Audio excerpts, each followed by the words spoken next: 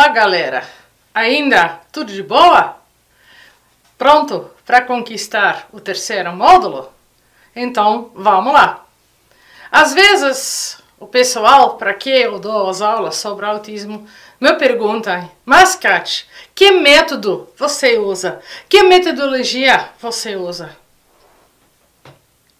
E para responder essa pergunta, eu tenho que pensar muito bem.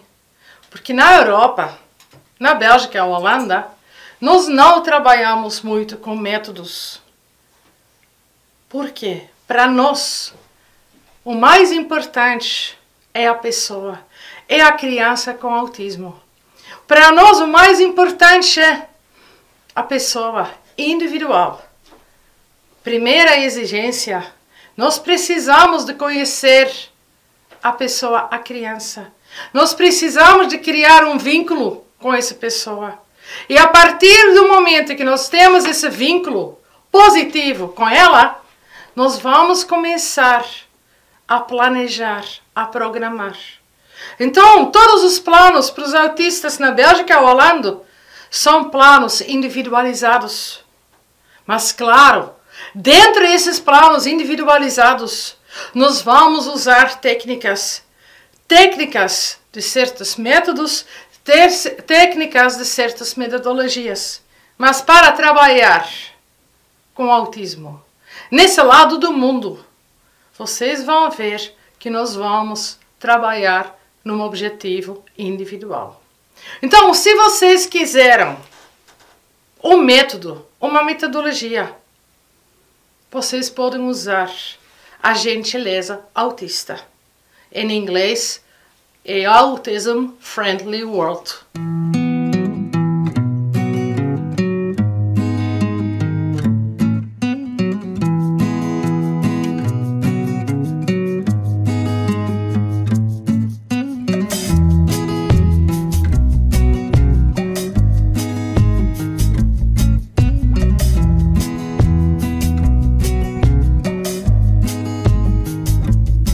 Para trabalhar com crianças com autismo, a gentileza tem que existir.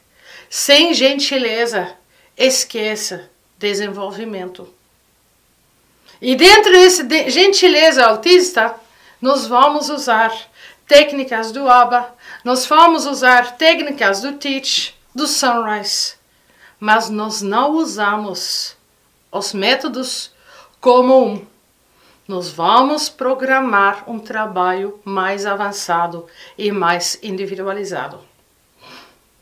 Então, a gentileza autista.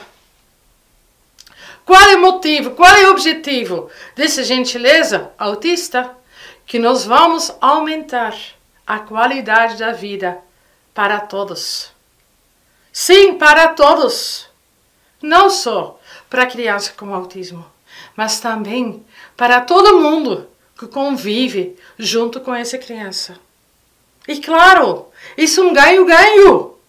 Se a criança com autismo começa a se sentir bem, a ficar feliz, automaticamente as pessoas que lidam com ela, que convivem com ela, também vão começar a se sentir melhor. Por quê? Porque automaticamente nós vamos criar uma sintonia. Vai aparecer um equilíbrio. E todo mundo está bem. Não só a criança, não só os educadores, mas todos. Então, qual é o motivo dessa gentileza autista? Aumentar a qualidade de vida. Qualidade é diferente do que quantidade. Essa gentileza, ela tem alguns fundamentos. O primeiro fundamento dessa filosofia, metodologia, é entender o raciocínio autista. Lembra que eles têm uma percepção diferente do que a nossa? Que eles observam um mundo diferente e que eles interpretam um mundo diferente. Então, nós temos que entender esse raciocínio autista. Quando nós trabalhamos com crianças com autismo, nós temos que ter respeito para eles. Nós temos que respeitá-los. E respeitá-los no jeitinho que eles são. Por isso que é muito importante que nós vamos nos adaptando a eles. E não eles se adaptando à normalidade. Porque, desculpa a minha grosseira, elas não são normais. Elas são diferentes. E se nós não vamos aceitar e respeitar a diferença, como uma certa sintonia pode aparecer? Nunca. Então, respeitar e conhecer a maneira que essas pessoas pensam, que eles percebem, que eles escutam, que eles observam, que eles enxergam, que eles provam, que eles entendem o mundo. Nós temos que entender tudo sobre a coerência central. Observação em detalhes. Mas também entender o que é a cegueira mental. Que elas são dependentes do contexto. Que elas são dependentes da situação. E que essa cegueira mental é um problema fundamental. Nós não podemos sair da ideia. E uma vez que elas aprenderam, elas vão usar isso em todos os ambientes. Não, elas só vão usar essa aprendizagem em os ambientes determinados. E por causa do nosso trabalho, nós vamos começar a mostrar a eles que toda a aprendizagem elas podem usar em todos os ambientes. Mas para isso, eles precisam de nós. Nós também temos que entender e acreditar que o autismo é muito mais do que comportamento inadequado. As pessoas que já vivem mais tempo com autistas vão concordar comigo. Uma vez que vocês estabeleceram esse vínculo positivo, vocês vão ver que o autismo é muito mais do que comportamento negativo. Que dentro do autismo tem muito amor e muito carinho envolvido. Elas são crianças amorosas, elas são pessoas carinhosas. Mas nós temos que dar o tempo, o espaço, para que elas vão mostrar isso. E também parar de enxergar o autismo só como defeitos, só como limitações, só como impedimento. Não, nós temos que nos focar nas qualidades, nos pontos fortes. E nós vamos usar essas qualidades, esses lados fortes. Por quê? Se você já vai usar as qualidades que eles já conhecem e você vai usar isso como estímulos, a criança não vai rejeitar, a criança não vai resistir, ela não vai ficar teimoso. Não, sem perceber, ela vai interagindo, porque nós estamos usando os tópicos, os detalhes que elas já sabem e conhecem, e com quem elas já se sentem seguro, sem medo. Segundo fundamento é, nós temos que garantir uma tranquilidade básica.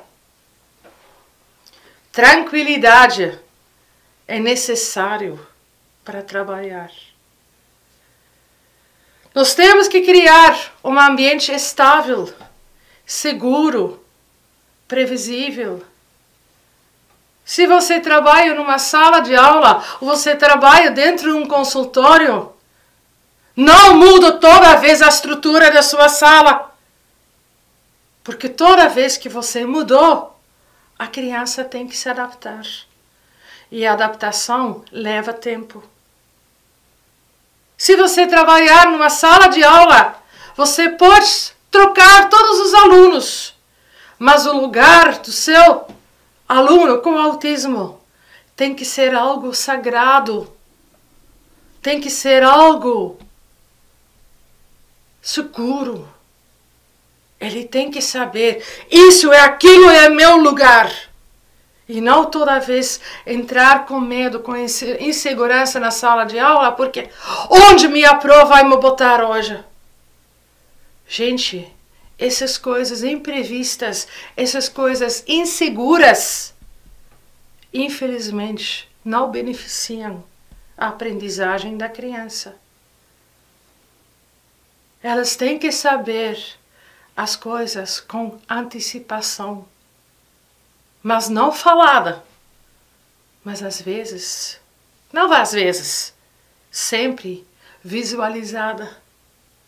Por isso que vocês vão ver que as rotinas visuais são muito importantes na vida de crianças com autismo. Terceiro fundamento da gentileza autista é que nós temos que lembrar a funcionalidade da aprendizagem.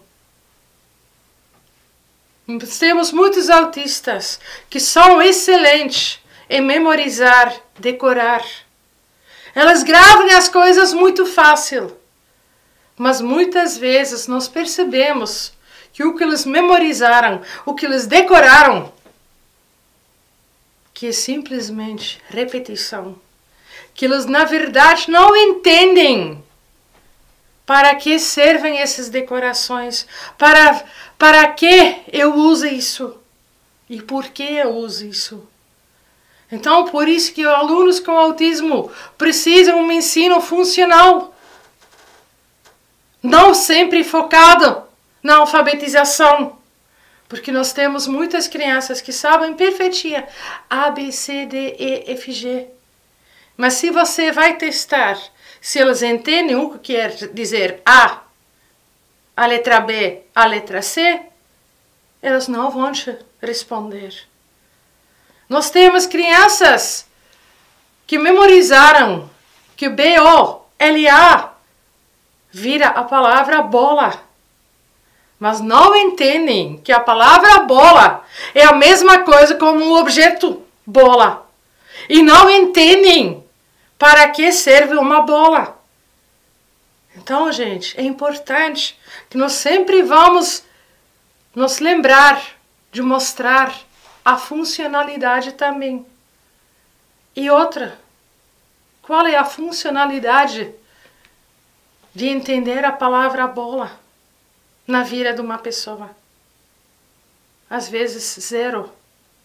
Porque a primeira palavra que tem que ser ensinado é o próprio nome. Catherine. Porque Catherine sou eu.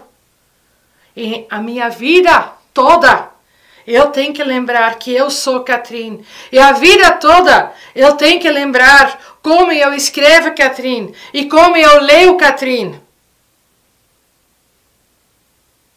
E meu nome não fica sozinha. Também tem um sobrenome. E que meu nome completo é Catherine van Hurk. E que eu tenho que aprender que Catherine van Hurk, que sou eu. E que a vida toda eu vou encontrar, por escrita, por leitura, essas 3 palavras que querem dizer o meu nome. O objetivo do ensino não é passar teoria, passar matérias acadêmicas. O objetivo do ensino para crianças com autismo é aumentar a independência, aumentar a produtividade e aumentar a felicidade.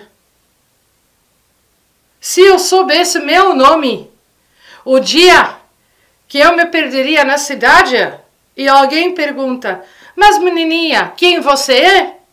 Eu já sei responder, eu sou a Catherine. E seria ainda mais legal que eu já soubesse o meu endereço. Que quando a pessoa que me achou na rua me pergunta, e onde você mora? Que a minha resposta não vai ser na minha casa. Porque essa resposta, gente, não tem nenhuma funcionalidade.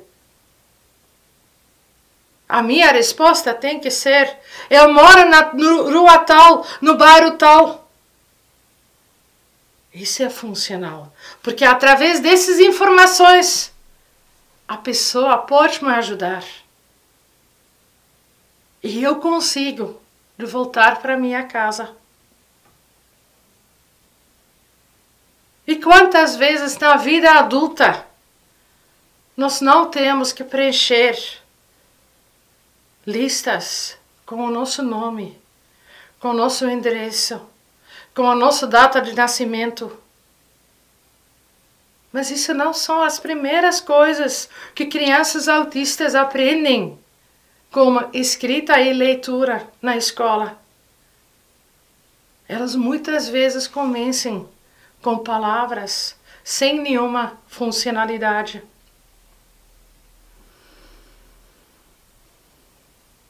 E o objetivo do ensino não é só sufocar nessas habilidades teóricas e acadêmicas. O objetivo do ensino na escola também tem que ser um ensino das habilidades cognitivas, das habilidades sociais, das habilidades psicomotoras, das habilidades das atividades da vida diária e as habilidades acadêmicas. Porque vocês vão ver, quando uma criança autista chega na sua sala e você é uma professora nova, um professor novo, você vai ver, os primeiros dias, essa criança parece uma folha em branca. E aos poucos, você, como professor, como educador, você vai preencher junto essa folha com a criança. O mais que a criança está adaptada e conhece você, você vai ver mais fácil que essa criança vai começar a produzir, a render. Não ache que eles automaticamente vão mostrar para vocês o que eles já aprenderam.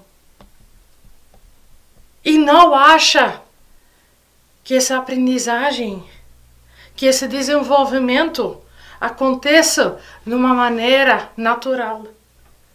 Quando nós estamos lidando com crianças com autismo, vocês vão ver que muitas vezes elas dão a impressão que elas têm que aprender tudo.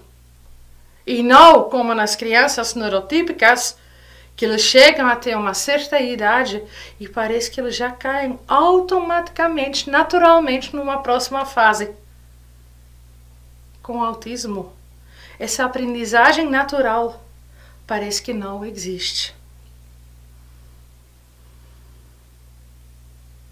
O ensino funcional também tem que ser um ensino menos abstrata, mas mais prática. Você como professor, você como educador, você não vai explicar a aula, mas você vai fazer a aula.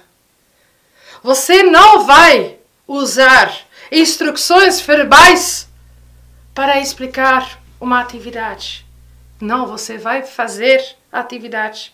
Você vai mostrar a atividade. O educador tem que ser o bom exemplo. Tem que ser o modelo. O meu pro está fazendo e eu posso copiar.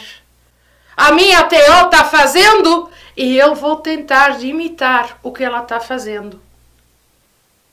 Exemplos. Porque muitas vezes eu não entendo todas as palavras usadas na explicação. E se eu já tenho um problema nesse entendimento da comunicação verbal, eu também não vou executar tudo na maneira certa.